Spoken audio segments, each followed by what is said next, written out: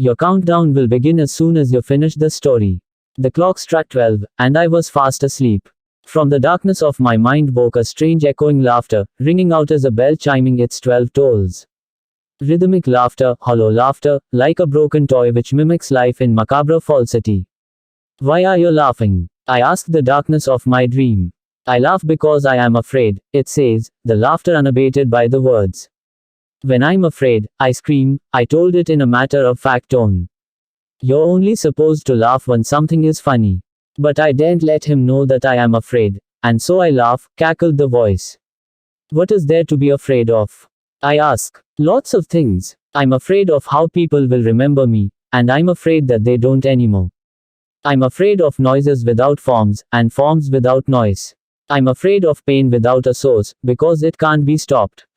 I'm afraid of a source without pain, because it means that I'm already gone. But most of all, I'm afraid of time. 51 sleepless nights 192. What is frightening about time? Nothing, so long as it's there. But I'm afraid of time running out. I'm afraid of 11, so I laugh, the voice trembled. The number 11. I am quite mystified. What about that makes you afraid? I am afraid because it isn't 12. I'm afraid because 12 is gone forever. I'm afraid because he's already here, the beast who devours time. Who is here? I asked in alarm. I could still hear the laughter when I woke up. I don't know which was more unsettling. Thinking I was still dreaming, or realizing that I was the one laughing. The sun was bright though, flooding my little room through the window my mother was opening. You must have had a very funny dream to laugh like that. I didn't want to wake you, but it's time for school. How early is it? I asked blearily, sitting up in bed. 10. You normally get up, she said clearly. 10. What? I'm already late, why did you let me sleep so long? I sprang from bed and began flinging through the clothes on the floor, looking for something clean to wear. What are you rushing for? She said, laughing. I said when you normally wake up. It's only 7 now. Take your time, get dressed, the eggs will be ready in a few minutes. She laughed to see me frozen in confusion with one leg half stuffed into my trousers, and left the room. There is something I didn't like about her laugh right then. It seemed too loud and forced. Too artificial. I shrugged and dressed leisurely in a slightly used t-shirt and heavily used jeans, gathering up my spread of books. Tobias Wade. Com 193 and pens left out for homework the night before. I came downstairs presently, and sat down at the kitchen table, rubbing my eyes. My younger sister was already sitting there, glancing disinterestedly through the paper as she looked for comics. She was 2 years younger than me in 4th grade, sitting cross-legged in her chair with hair bunched up into pigtails which bounced when she spoke. The smell of eggs was familiar and comforting, and I could hear the bacon sizzling along beside it. Newspaper off the table, Mother said, steering the heavily laden plates into place. Anything happened today? I asked my sister Clara as she folded the paper and tucked it away. 9, she replied distinctly. What? I said no. Can't you hear? No. You said 9. I heard you say 9. Wake up, idiot, she replied, adding a conspiratorial wink. Children, be good. Now eat up before the bus comes, Mother said, sitting down beside us. Mum, what happens when time runs out? My sister asked Mother innocently between mouthfuls. I dropped my fork laden with eggs, and it rattled to the floor in the sudden silence. Time doesn't run out, dear. It goes on forever. But, I mean if it did. What would happen? Clara persisted. I pushed my chair back and kneeled down to retrieve my fork. 51 sleepless nights. 194 listening intently. Well, I suppose nothing would happen. We'd all just sort of be stuck, wouldn't we? Nothing would happen forever. Now eat up, I'm going to go wake your father. Mother stood and glided from the room, but I didn't notice her leave. I don't know how, but Clara knew about my dream. Why the hell would you ask that? I demanded. A ringing echo of laughter danced along the back of my brain, and I shivered involuntarily. I don't know, she said, shuffling her eggs about her plate. What? I said I don't know, she snapped. What's wrong with you today? Then after a pause, she added, I suppose it's because time is running out. I just wanted to know what will happen then. I don't think Mother is right though. Do you know what I think will happen? She looked directly at me with wide and curious eyes. No. And I don't care, I replied. I think. She ignored me, speaking as though to herself. I think that when our time runs out in this waking world, we become the one in the dream. What do you know about my dream? What happened to you? I asked. But that doesn't seem so bad to me, she said, eyes still wide. I shifted slightly as though to stand, and her eyes did not follow me. She spoke on as though completely unaware of my presence. When we're in the dream, we get to be the one who Tobias Warde, com 195 laughs. That doesn't sound so bad, does it? Even if we're afraid, we'll still get to laugh. I'm starving, I heard my father's voice from the hall. Is that freshly cooked bacon? Smells like like heaven, I mumbled to myself. He said it smells like heaven. No, he did not, my sister giggled quietly in a sing-song voice. I leapt to my feet and confronted her, but she was now focusing on her plate once more, and showed no signs of continuing her thoughts. This wasn't making any sense. Time can't run out, and dreams are just dreams. Clara was playing a game. She liked games. She liked to tease me. But how does she know of my dream? I shook it away and ran from the room. It didn't matter. I just had to get out of here. It was going to be a normal school day, with lunch at 11:30, gym in the afternoon, and music after that, and nothing was strange at all. In a matter of seconds, I was standing on the street corner, one shoe untied, hair uncombed, teeth unbrushed, and a stinging wind bringing me back to reality. I laughed at how silly I was being, and laughed again to think what my sister would say if she knew how scared I had been. Then I laughed a third time because I couldn't stop, and a fourth because I noticed the laughter rang out in short, evenly spaced bursts, like the ringing of a bell. I laughed a fifth time, and then a sixth, and the sweat began to form on my forehead. I couldn't stop. I clasped my hands over my mouth, but my body was shaking so badly I couldn't contain myself. Gasping for breath, a seventh ringing laughter escaped me. Each was spaced perfectly, with perfectly consistent duration, and the same 51 sleepless nights. 196 hollow ring which resounded like the creature in the darkness of my sleep. The next I knew, I was sitting on the cold sidewalk, looking down at my untied shoe. Clara had just left the house, perfectly neat and ordered with her pink backpack zipped tight and slung over both shoulders. She was looking down at me and smiling. Are we still at 7? She asked innocently. Good. Then you'll still be here on the bus. I hate sitting alone. Why? How? I gasped the clean cold air into my lungs that the dark laughter had denied me. Did you dream about the creature laughing in the darkness too? Don't be silly, she said. Two people can't have the same dream. Then how do you know about time running out? She looked down at me and smiled sweetly. Because I was the one laughing. It got me the night before last. I stared at her in blank wonderment. Something was wrong. Her smile kept stretching wider. I swear I've never seen her show that many teeth before. Then she turned away, and I rubbed my eyes. The faded yellow school bus rolled into view, bumping and clattering down the road of our neighborhood which was strewn with potholes. The two Mumford boys who lived nearby were just jogging up the sidewalk now to join us.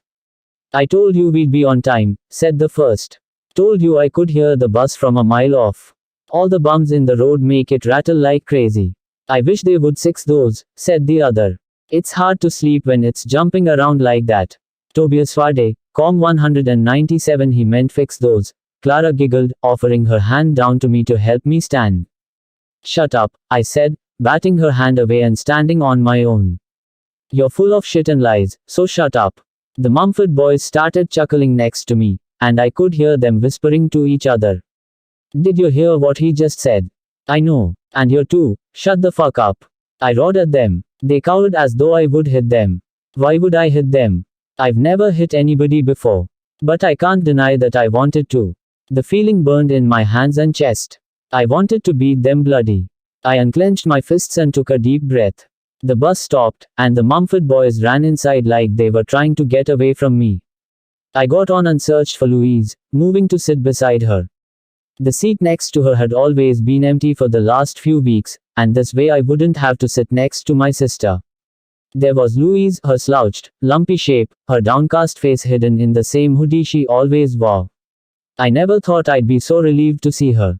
Clara stuck out her tongue as she passed me, sitting in the back with the other fourth-grade girls. Louise was just staring out the window so I didn't even have to talk to her, but I wanted distraction from all these unbidden thoughts. I stared at the back of Louise for a full minute without her turning to look at me. How are, Louise? I asked her hoodie. Five. Fine. I'm fine, she mumbled. So much for 51 sleepless nights, 198 getting my mind off of it. She drew her hood a little tighter around her face. Why did you correct yourself? Do you know that you said 5 first?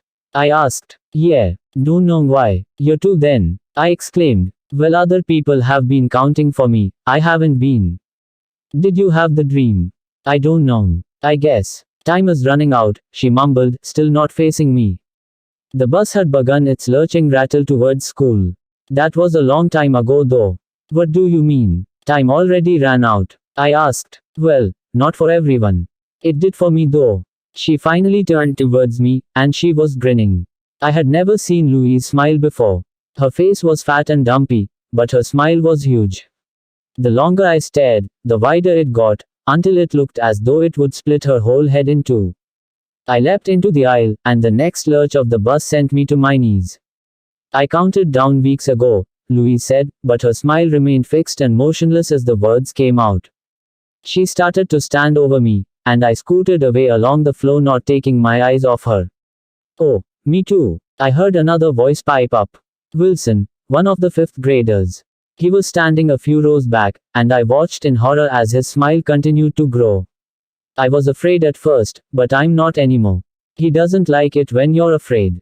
Now I just laugh. You can't let him see you're being afraid, Louise said from behind. Tobias Wade, com 199 is someone on the floor back there. Yelled the bus driver. Get off the floor, get to your seats. God's sakes, we're almost there. Yes sir, replied Louise and Wilson in perfect unison. I clambered back into my seat, not looking at either of them. What happens if he sees you're afraid? I whisper out of the corner of my mouth. Louise laughed. I looked at her now, and saw her mouth opening so wide that it stretched from ear to ear, opening up large enough to swallow my whole head. Her teeth and tongue were still normal sized though, and they were so disproportionate to the swollen mouth that the teeth looked like tiny splinters hammered into her gums while her tongue lolled about disgustingly in the back like a shriveled up slug. Wilson gave an identical peal of laughter from behind, and I turned to see his mouth stretching gruesomely wide as well. Then Clara, my poor sister Clara, laughed in turn, but I refused to look at her. I couldn't bear to see her like that. The 4th toll. I knew it was coming, but I couldn't stop myself. I took a deep breath of air and clasped my hands over my mouth, but I felt the trembling well up inside me. I shook so violently that I was afraid I would literally rip apart if I didn't let it out. I felt seams burning into my skin as it stretched from within, and bright red lines shot down my arms where the blood swelled up underneath. I screwed my eyes tight and gave in, laughing the 4th toll. Good for you, I heard Clara say before me. Keep laughing. Then he won't know. 3 are here. Now get out, you little rascals. Stop whatever you're playing at back there and get out. The bus 51 Sleepless Nights 200 driver called as the rickety vehicle pulled to a stop. The doors slid open, and all the children filed out, bustling against each other and talking and laughing as though nothing happened. I turned to Louise, who was looking at me with dead blank eyes, her mouth having recovered its old shape. What are you staring at? She asked in monotone. Stop blocking the way and let me out. I stepped aside quietly, and she shoved past me. My heart was racing. I felt sweat trickling along my neck, snaking its way down my back. I filed out of the bus, wordless. Clara stepped past me, smiling sweetly. I didn't say anything. If I opened my mouth now, I was afraid that I would scream. Or worse yet, I would laugh again. I mustn't let him know that I'm afraid, or he'll take me too. A nausea swelled up inside me, and I stepped aside from the others to take a few deep breaths, hands on my knees. I can't scream. I won't. I can't. He won't take me like that. You know, we all think that, Clara says from behind. I jumped. Some of us don't even make it to 1. They get so terrified before that he goes ahead and takes them early. He won't take me. I'm not afraid, I said belligerently. The countdown will hit 0, and I still won't be afraid, and then it will all be gone, right? I'll wake up, or realize it was all a joke and I'll laugh. No. I won't laugh, no more laughing. But it'll all be over. I'll have passed, right? I don't know, she said thoughtfully. I don't think anyone has ever passed before. I thought I would, but then he came and I was afraid too. Afraid too. Or two. Two or two. I shouted at her, both sounding the same. Other children began to stare at me and point, but my voice kept getting louder. Two or two. Two or Tobias Wade. Com 201 2. She laughed, not a hollow laugh but a good-natured one. See you on the other side, she said, and turned to go inside the building. Everyone else was inside now. If I walked in, then someone would say the final countdown, and he would come and take me. That was it. If I stayed out here, completely alone, then there would be no one to say the words. I just had to sit out here until it had all passed over. I just had to sit out here until I woke up. I walked alone to the playground, chill breeze lifting with the warming sun.